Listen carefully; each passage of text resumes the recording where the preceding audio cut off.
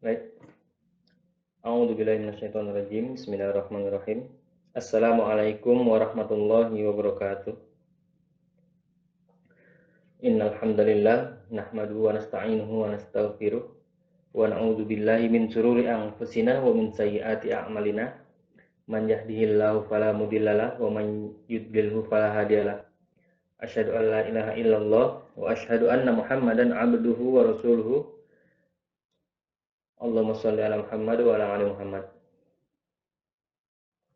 Yang pertama-tama marilah kita panjatkan puja dan puji syukur kita kehadirat Allah Subhanahu wa taala yang masih memberikan kita kenikmatan, kesehatan, keselamatan, kekuatan, nikmat iman dan Islam serta sehingga kita dapat insya Allah melanjutkan pembahasan kita pada pagi kali ini. Yang kedua, salawat berserta salam mari kita aturkan kepada Nabi besar kita, baginda Rasulullah Muhammad Rasulullah Shallallahu Alaihi Wasallam dengan ucapan Allahumma sholli ala Muhammad wa ala ali Muhammad. Alhamdulillah, insya Allah kita pada kali ini akan membahas tentang belanja atau pengeluaran negara dalam mata kuliah ekonomi publik Islam. Langsung saja. Teori pertama tentang pengeluaran negara. Yang pertama ada Musgrave dan Rostow yang mereka berpendapat bahwa perkembangan pengeluaran negara itu sejalan dengan terhadap perkembangan ekonomi suatu negara.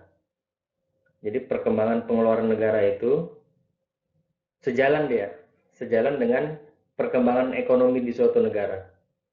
Jadi pada tahap awal perkembangan ekonomi itu diperlukan pengeluaran negara yang cukup besar yang bertujuan untuk investasi pemerintah. Utamanya untuk menyediakan infrastruktur utama seperti jalan, kesehatan, pendidikan, dan lain-lain. Selanjutnya, tahap pertengahan pengeluaran negara itu diperlukan untuk pembangunan ekonomi. Investasi tetap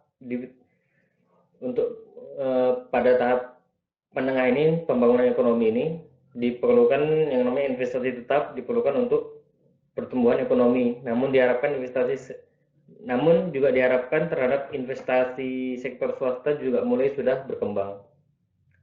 Pada tahap lanjut, perkembangan ekonomi pengeluaran pemerintah tetap dilakukan utamanya untuk meningkatkan kesejahteraan masyarakat, misalnya peningkatan pendidikan, kesehatan, jaminan sosial, dan lain-lain.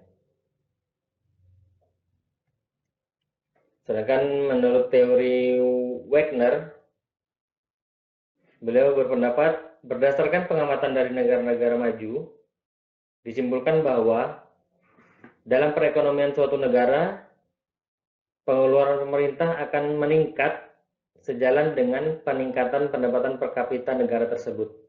Jadi, semakin banyak pengeluaran negara atau belanja pemerintah, akan meningkat juga pendapatan per kapita di negara tersebut, menurut teori Wagner. Selanjutnya, dia juga mengemukakan bahwa di negara-negara maju, kegagalan pasar ini bisa saja terjadi dan menimpa industri-industri tertentu dari negara-negara tersebut. Kegagalan dari suatu industri dapat saja merembet ke industri lain yang saling berkaitan. Di sini diperlukan peran pemerintah untuk mengatur hubungan antara masyarakat, industri, hukum, pendidikan, dan lain-lain.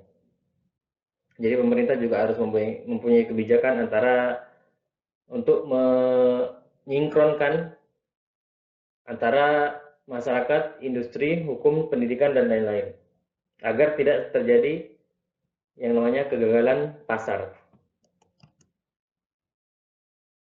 Selanjutnya, teori Peacock dan Wiseman menyebutkan kebijakan pemerintah untuk menaikkan pengeluaran negara itu tidak disukai oleh masyarakat. Jadi kalau menurut Pikokrenisme ini, kalau pemerintah sering belanja, sering mengeluarkan pengeluaran untuk negara, itu malah masyarakat tidak menyukai hal tersebut. Karena otomatis masyarakat harus membayar pajak yang lebih besar. Dan menurut teori ini juga masyarakat itu mempunyai sikap toleran untuk membayar pajak sampai pada suatu tingkat tertentu. Ya seperti kita juga kalau misalnya masih sekedar wajar membayar pajak dengan sekian ratus ribu misalnya, atau ya tidak terlalu tinggi atau tinggi banget, itu masih toleran masyarakat. Tapi apabila pemerintah menetapkan jumlah pajak di atas batas toleransi masyarakat, ada kecenderungan di sini masyarakat untuk menghindar dari kewajiban pajak tersebut. Dan sikap ini yang mengakibatkan pemerintah itu tidak bisa semena-mena menaikkan pajak yang harus dibayar masyarakat.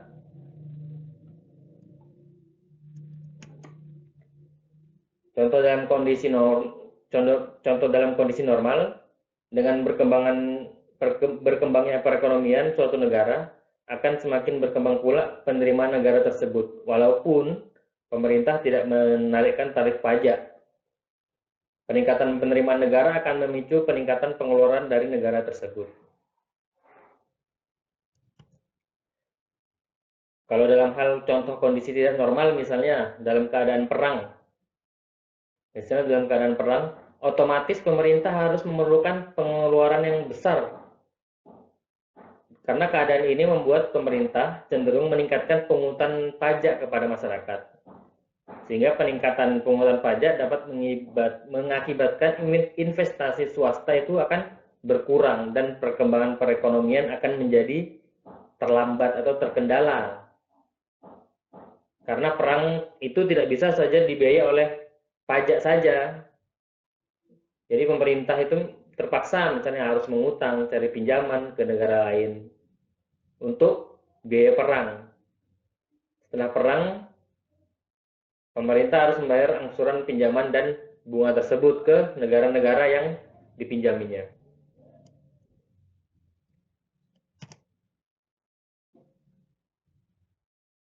Ini ada kewajiban negara dan kaitannya dengan pengeluaran negara. Pasti ada kaitannya ya. Kewajiban negara dengan kaitannya pengeluaran negara. Kewajiban negara dalam rangka menjaga keberlangsungan kedaulatan negara atau pemerintah dan meningkatkan kemakmuran masyarakat mencakup pertama, mempersiapkan, memelihara dan melaksanakan keamanan negara. Kalau negara mau bisa memelihara atau menjaga keamanan negara, otomatis negara perlu pengeluaran untuk pemeliharaan negara tersebut. Contohnya, untuk perang, otomatis negara harus memiliki senjata dan lain sebagainya. Kedua, menyediakan dan memelihara fasilitas untuk kesejahteraan sosial dan perlindungan sosial, termasuk fakir miskin, jompo, yatim piatu, masyarakat miskin, dan pengangguran. Dan di sini pun otomatis kewajiban negara tersebut mengayomi masyarakat sosial, perlindungan sosial dengan fakir miskin, yatim piatu, jompo, dan lain sebagainya, pasti membutuhkan pengeluaran juga untuk menjaga kesejahteraan sosial ini.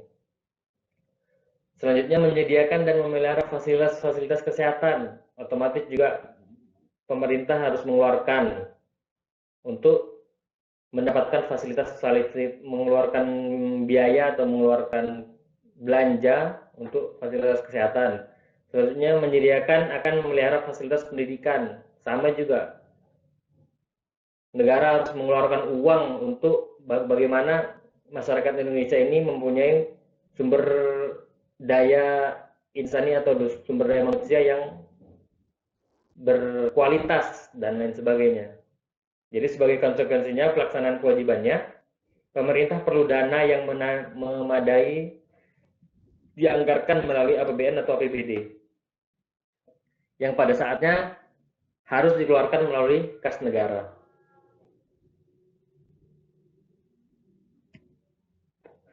Ini ada macam-macam pengeluaran negara. Ya, kalau menurut organisasi itu ada contohnya pemerintah pusat, pengeluaran pemerintah pusat, ada pengeluaran pemerintah provinsi, ada pengeluaran pemerintah kabupaten atau kota. Sedangkan menurut sifatnya ada pengeluaran untuk yang bersifatnya investasi, pengeluaran yang bersifat penciptaan lapangan kerja, pengeluaran kesejahteraan sosial atau kesejahteraan rakyat, pengeluaran penghematan masa depan, dan pengeluaran yang tidak produktif. Ini contoh pengeluaran pemerintah pusat dalam anggaran pendapatan dan belanja negara. Pengeluaran pemerintah pusat dibedakan menjadi ada banyak ya, ada misalnya contoh pertama pengeluaran untuk belanja. Belanja ini ada belanja pemerintah pusat, belanja pegawai, belanja barang, belanja modal, pembayaran hutang bunga hutang, subsidi, belanja hibah, bantuan sosial, belanja lain-lain ya. Jadi memang pengeluaran negara kita memang sangat banyak. Untuk pengeluaran untuk belanja saja ada belanja ini, belanja itu ya. Belanja pemerintah pusat misalnya ya apa ya, pengadaan barang misalnya ya. Belanja pegawai itu misalnya gaji pegawai.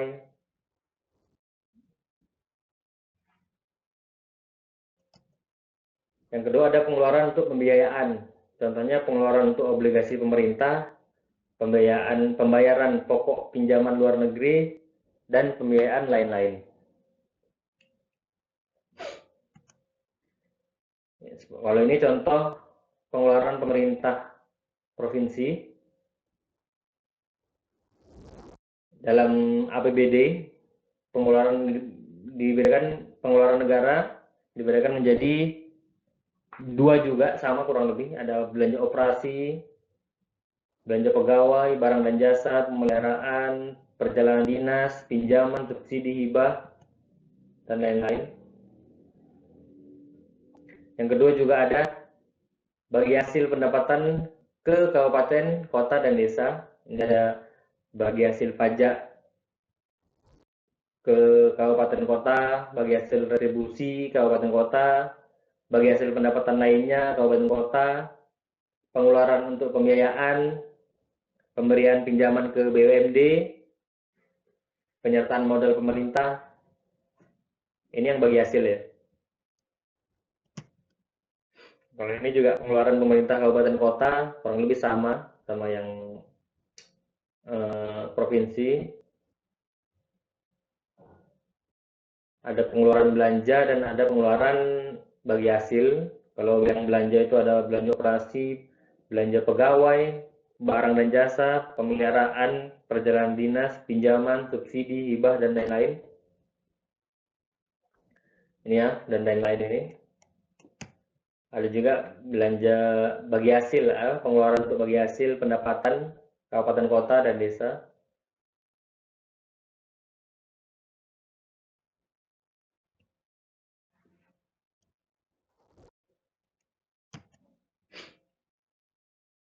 Sedangkan pengeluaran negara menurut jenisnya, tadi ada pengeluaran investasi ya, ada pengeluaran investasi, yaitu pengeluaran yang ditujukan untuk menambah kekuatan dan ketahanan ekonomi di masa yang akan datang. Misalnya, pengeluaran untuk pembangunan jalan tol, pelabuhan, bandara, satelit, dan lain-lain. Peningkatan kapasitas sumber daya manusia kan, itu investasi kan. Selanjutnya ada pengeluaran penciptaan lapangan kerja. Pengeluaran ini untuk menciptakan lapangan kerja serta memicu peningkatan kegiatan perekonomian masyarakat. Contohnya kalau yang sekarang itu ya kartu Indonesia apa ya, kerja itu ya, yang ada bantuan-bantuan untuk training kan seperti itu.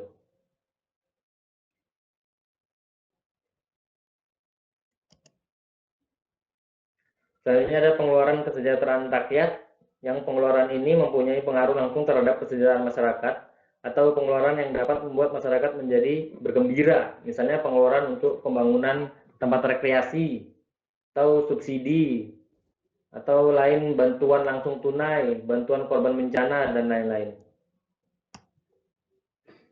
Terus ada pengeluaran menurut jenisnya, ada pengeluaran penghematan masa depan. Yang pengeluaran ini tidak bersifat manfaat langsung bagi negara, namun bila dikeluarkan saat ini akan mengurangi pengeluaran pemerintah yang lebih besar di masa yang akan datang. Contohnya, pengeluaran untuk kesehatan. Kalau pemerintah ingin masyarakatnya sehat, otomatis diberikan sekarang agar supaya masa depan tidak ada yang sakit. Contohnya seperti itu. Contohnya vaksin lah. Vaksin ini misalnya nanti semua divaksin. Biar supaya di masa yang akan datang masyarakat tidak terkena penyakit-penyakit yang sudah divaksin itu. Penyakit-penyakit yang tidak bisa untuk kekebalan tubuh misalnya. Penyakit itu tidak bisa masuk ke tubuh manusia karena masyarakatnya sudah divaksin misalnya, contoh seperti itu.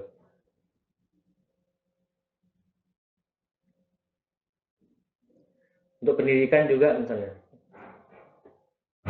Masyarakat pemerintah harus mengeluarkan dana yang misalnya agak besar untuk pendidikan masyarakat supaya agar di masa yang akan datang masyarakatnya itu tidak bodoh-bodoh semua, jadi mempunyai kualitas, atau pengeluaran untuk anak-anak yatim dan lain-lain, yang intinya untuk pengeluaran penghematan pada masa depan. Ada pengeluaran menurut jenisnya, yaitu pengeluaran yang tidak produktif. Pengeluaran ini yang tidak memberikan manfaat secara langsung pada masyarakat, namun diperlukan oleh pemerintah, misalnya pengeluaran untuk biaya perang, pembelian senjata, dan lain sebagainya. Selanjutnya ada pengeluaran negara dan pengaruhnya terhadap perekonomian. Ada beberapa sektor perekonomian yang umumnya terpengaruh oleh besar atau kecilnya pengeluaran negara, antara lain yaitu sektor produksi itu sendiri, distribusi, sektor konsumsi masyarakat, dan sektor keseimbangan perekonomian.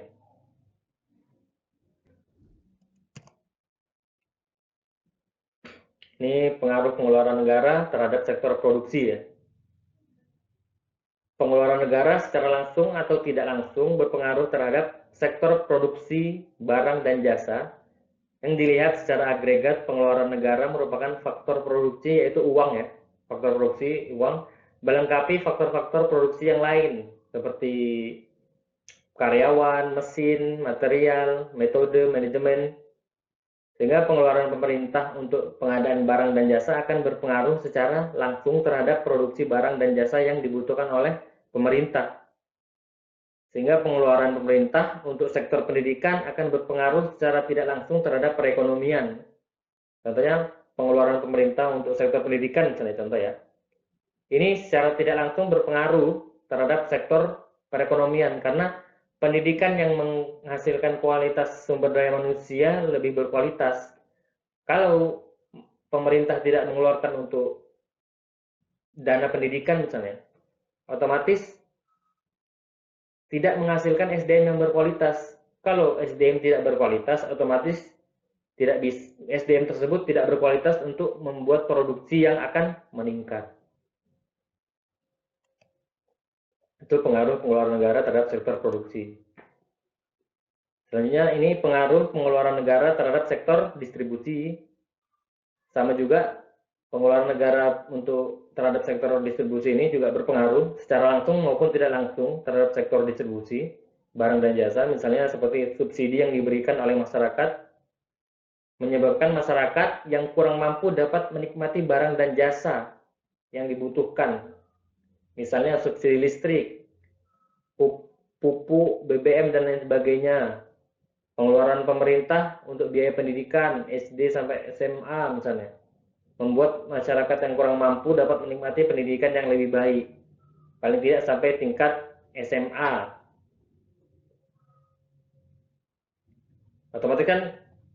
Otomatis pengeluaran negara yang untuk masyarakat ini untuk distribusi masyarakat ini ya secara tidak langsung membantu masyarakat secara perekonomian.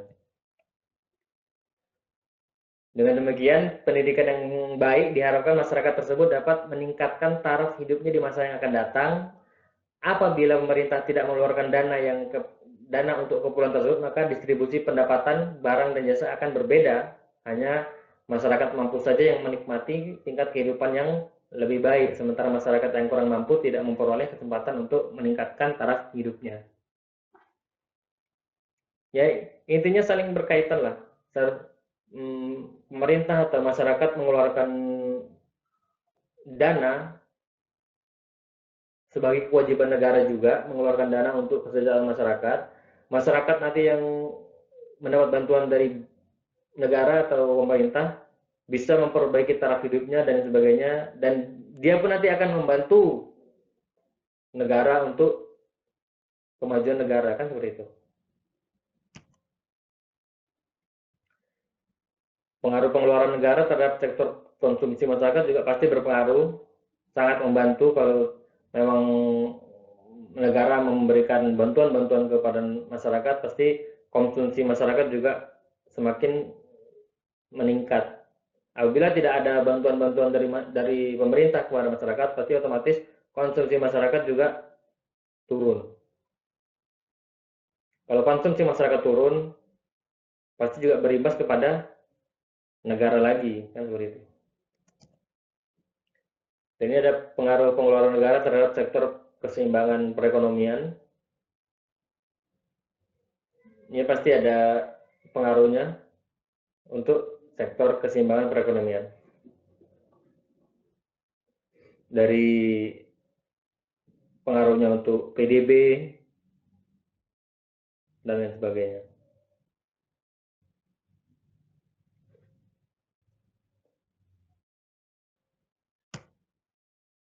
Alhamdulillah, mungkin itu saja yang bisa Anda sampaikan. Yang benar hanya dari Allah, yang salah murni dari Ana. Apabila ada kesalahan, Ana mohon maaf. Minni illa hadza wal afu minkum. Syukran. Assalamualaikum warahmatullahi wabarakatuh.